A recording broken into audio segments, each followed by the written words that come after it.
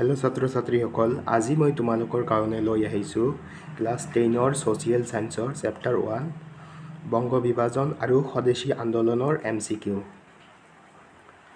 আৰু নেক্সট ভিডিঅ'ত মই 2 নম্বৰ চেপ্টাৰৰ কাৰণে MCQ লৈ আহিম, গতিকে চেনেলটো ছাবস্ক্ৰাইব কৰি কিনে ৰাখিবা।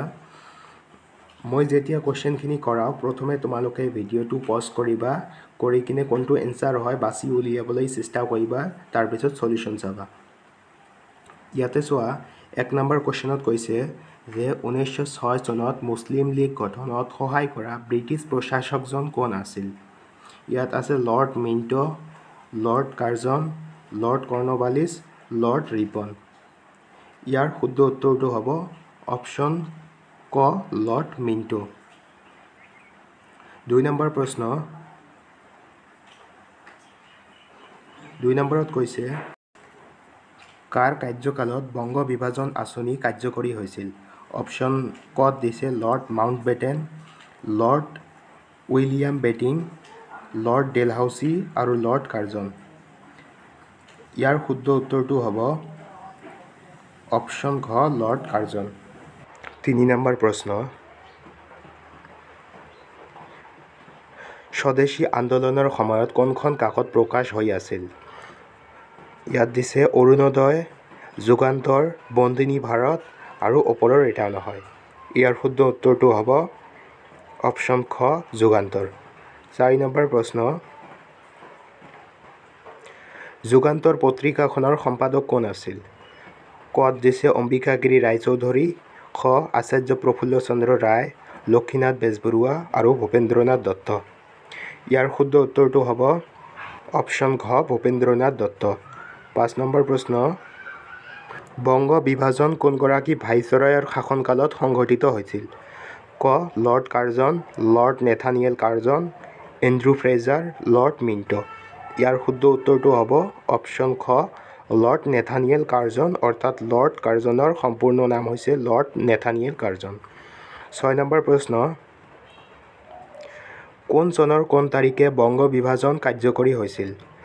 1905 খ্ৰীষ্টাব্দৰ 16 অক্টোবৰত, 1905 খ্ৰীষ্টাব্দৰ 10 অক্টোবৰত, 1900 খ্ৰীষ্টাব্দৰ 11 অক্টোবৰত আৰু 1904 চনৰ 15 অক্টোবৰত। ইয়াৰ শুদ্ধ উত্তৰটো হ'ব অপশ্যন এ, 1905 খ্ৰীষ্টাব্দৰ 16 অক্টোবৰত। 7 নম্বৰ প্ৰশ্ন, বন্দিনী ভাৰত নামৰ নাটকখনৰ ৰচক কোন? আচাৰ্য প্ৰফুল্ল চন্দ্ৰ ৰায়, ভূপেন্দ্ৰনাথ দত্ত, অম্বিকাগিৰি ৰায়চৌধুৰী আৰু লক্ষীনাথ বেজবৰুৱা। ইয়াৰ শুদ্ধ উত্তৰটো হ'ব অপশ্যন চি, অম্বিকাগিৰি ৰায়চৌধুৰী।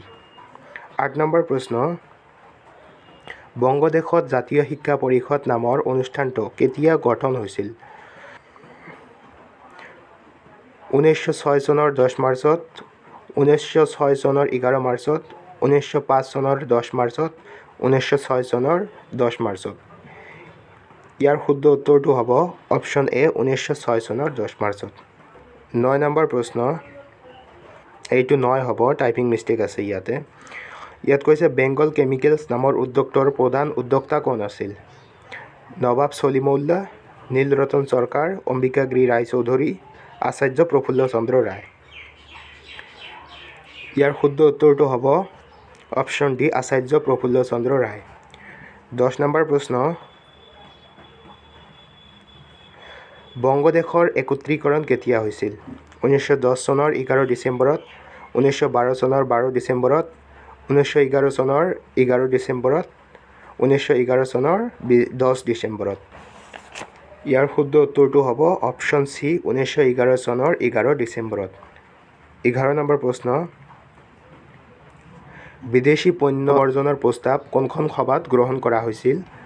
জাতীয় কংগ্ৰেছৰ ২২তম অধিৱেশনত, জাতীয় কংগ্ৰেছৰ ২২ অধিৱেশনত, জাতীয় কংগ্ৰেছৰ ২৩তম অধিৱেশনত, জাতীয় কংগ্ৰেছৰ ২৩ অধিৱেশনত। ইয়াৰ শুদ্ধ উত্তৰটো হ'ব অপশ্যন এ, জাতীয় কংগ্ৰেছৰ ২২তম অধিৱেশনত। 12 নম্বৰ প্ৰশ্ন, এইটো 12 হ'ব।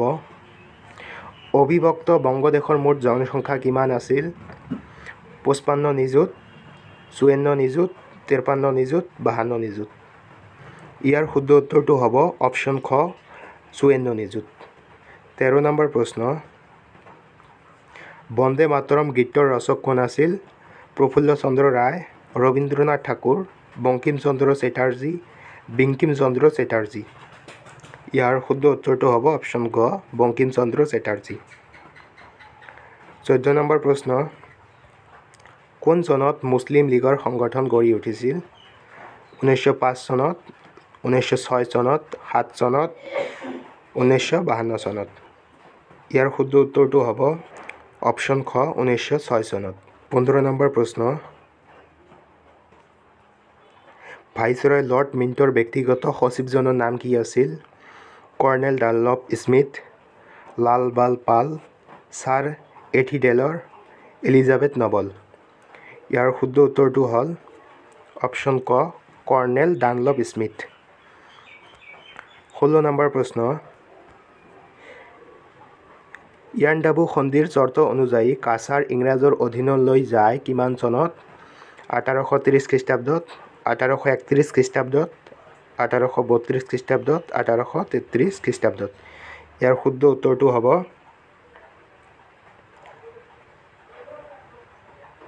অপশ্যন গ 1832 খ্ৰীষ্টাব্দ 17 নম্বৰ প্ৰশ্ন মটক আৰু খদিয়া ৰাজ্য কেতিয়া ইংৰাজৰ অধীনস্থ হয় 1838 খ্ৰীষ্টাব্দত 1839 খ্ৰীষ্টাব্দত 1840 খ্ৰীষ্টাব্দত আৰু 1841 খ্ৰীষ্টাব্দত ইয়াৰ শুদ্ধ উত্তৰটো হ'ল অপশ্যন খ 1839 খ্ৰীষ্টাব্দত 18 নম্বৰ প্ৰশ্ন পূৰ্ববংগ আৰু অসম প্ৰদেশৰ ৰাজধানী কি আছিল কলকাতা পূৰ্ববংগ ঢাকা কাছাৰ ইয়াৰ শুদ্ধ উত্তৰটো হ'ল অপশ্যন গ ঢাকা 19 নম্বৰ প্ৰশ্ন